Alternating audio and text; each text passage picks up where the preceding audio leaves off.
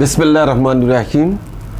সম্মানিত ভিউয়ার্স, আমি দেলোয়ার খান সিলেট থেকে বলছি, chairman human rights watch trust Bangladesh, সভাপতি সচেতন নাগরিক ফোরাম সিলেট বিভাগ। দূরে অথবা কাছে যে যেখান থেকে দেখছেন, বাংলাদেশের বাইরে বাংলা ভাষাভাষী সহ সকল ভিউয়ার্সকে, সকল দর্শকবৃন্দকে আমার পক্ষ থেকে সালাম, শুভেচ্ছা, আদাব জানাচ্ছি। সম্মানিত ভিউয়ার্স, আপনারা দেখছেন মা টেলিভিশনের মাধ্যমে অত্যন্ত জনপ্রিয় একটা বেসরকারি চ্যানেল মা টেলিভিশনের কর্ণধার সম্রাট শাহজাহান সত্যের সন্ধানে সবসময় নির্ভীক হিসাবে কাজ করে যাচ্ছে সম্রাট শাহজাহান। প্রিয় দর্শকবৃন্দ, আপনারা জানেন আজকে একটা বিশেষ সাক্ষাৎকার, সেটা হচ্ছে আমরা জানতে পারছি প্রশাসন ও পত্রপত্রিকার মাধ্যমে আগামী 2 তারিখে বাংলাদেশের প্রধানমন্ত্রী তারেক রহমান সিলেটের সফর করবেন। সিলেটে আগমন উপলক্ষে সিলেটের রাজনৈতিক নেতৃবৃন্দ, প্রশাসন, সিভিল প্রশাসন, পুলিশ প্রশাসন সহ যারা এখানে সংসদ সদস্য যারা সিলেটের বিভাগে আছেন, সবাই তৎপরতা দেখা যাচ্ছে। রাস্তাঘাট সব কিছু যেমন কিছুটা পরিবর্তন মনে হতেছে, ভালো পরিবর্তন। তো সেই ক্ষেত্রে স্বাগত জানাই, সাধুবাদ জানাই বিশেষ করে সিলেট সিটি কর্পোরেশন এরিয়া, সিলেটের সিটি মেয়র প্রশাসক এবং পুলিশ কমিশনার, জেলা প্রশাসক সহ যারা সংশ্লিষ্ট প্রত্যেকে আমার পক্ষ থেকে ধন্যবাদ জানাচ্ছি যে তারা প্রত্যেকটা কাজ সুষ্ঠু সুন্দরভাবে দেখতেছেন।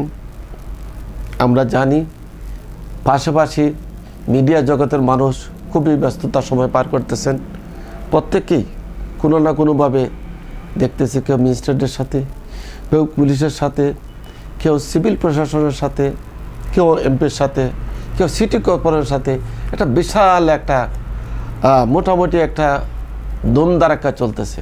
আমরা প্রত্যাশা রাখি সিলেটের উন্নয়নের গতি যেন অব্যাহত থাকে এবং সিলেটবাসী প্রধানমন্ত্রীর প্রথম আগমনে সেই হিসাবে সিলেটের আপামর জনতা, আমরা যারা রাজনৈতিক ব্যক্তিত্ব আছি, আমরাও এর সাধুবাদ জানাচ্ছি।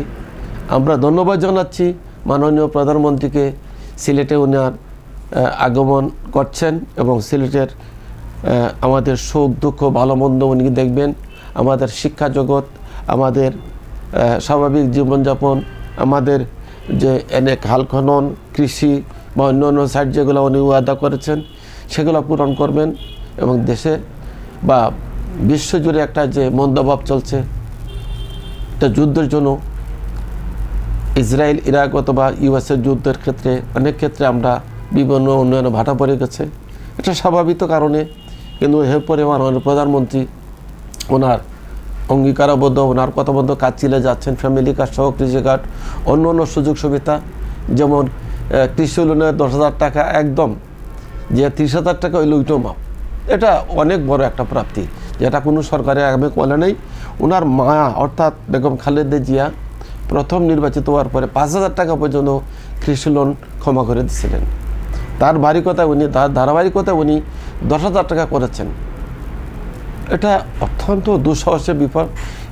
এই মুহূর্তে দেশের আর্থিক সংকট বিভিন্ন লেভেলে, তেলের সংকট, বিদ্যুৎ সংকট, বিভিন্নভাবে রপ্তানি আমদানি সব কিছু মিলে একটা ক্রাইসিস মুভমেন্টে এগুলা কাজ করতেছেন। সেই ক্ষেত্রে আমরা অবশ্যই খুশি এবং আমরা সাধারণ নাগরিক, আমরা সকল রাজনৈতিক দল, সমগ্র বাংলাদেশ আমরা সরকারকে সহযোগিতা করা উচিত এই দুর্দিনে। তাইলে আমাদের বাঙালি জাতির একটা ঐক্যবদ্ধ প্রয়াস সেটাই প্রমাণ করবে যে আমাদের জুলাই যে আমাদের সংগ্রাম হয়েছিল, সেই সংগ্রামের জন্য আমরা সফলতা নিতে পারি সরকারকে সহযোগিতার মাধ্যমে। সম্মানিত ভিউয়ার্স, আপনারা জানেন যে কিছুদিন আগে আমাদের মন্ত্রী বলেছেন যে ভাড়ার সমন্বয় করতেছেন।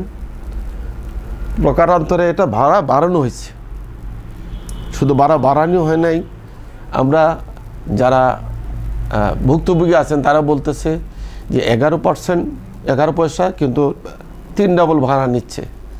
সিটি বাস সহ ঢাকা বিভিন্ন এলাকায় আমরা দেখতে পাচ্ছি। তাছাড়া অনেকেই তেল পাইতেছে না পাম্পে গিয়ে।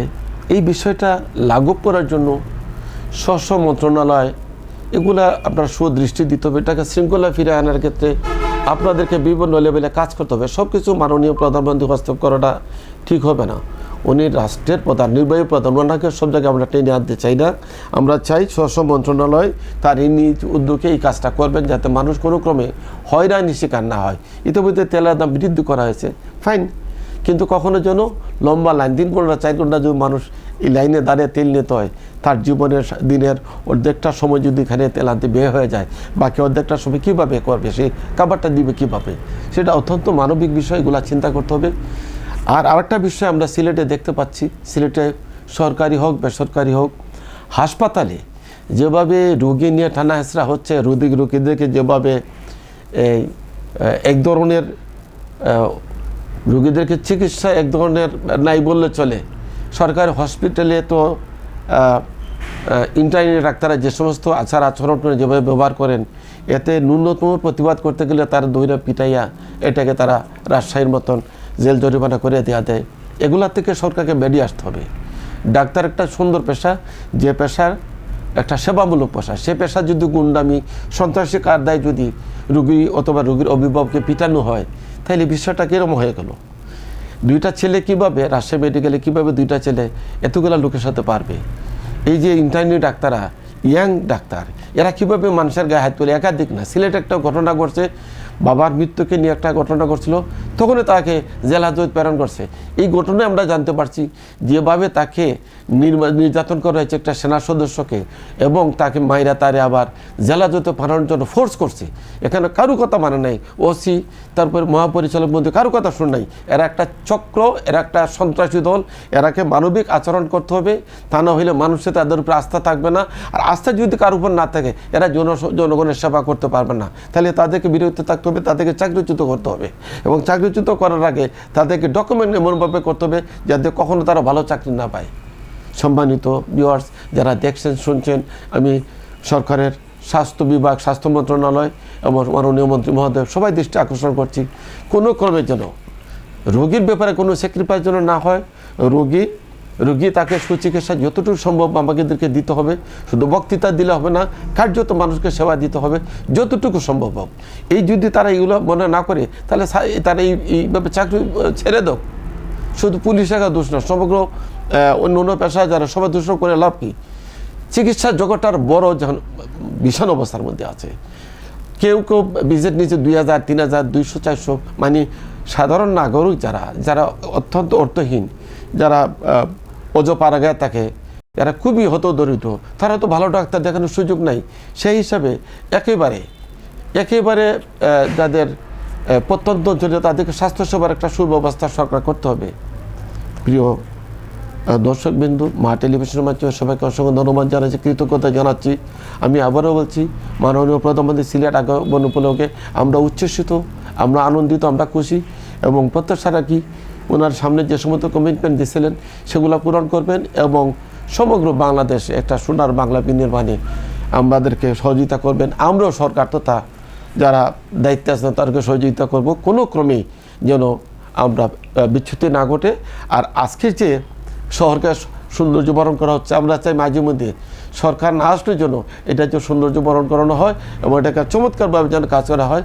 আমরা প্রত্যাশা রাখি নাগরিক সেবা, সিটিআরআই নাগরিক সেবা যে সমস্ত জিনিস আছে, এখানেও অনেক জায়গায় বাতি নাই, তারপরে ড্রেনেজ ব্যবস্থা নাই, পরিষ্কার নাই, নিষ্কাশনের কোনো ব্যবস্থা নাই, এগুলা করতে হবে। এগুলো না করলে জনগণের আস্থা থাকবে না।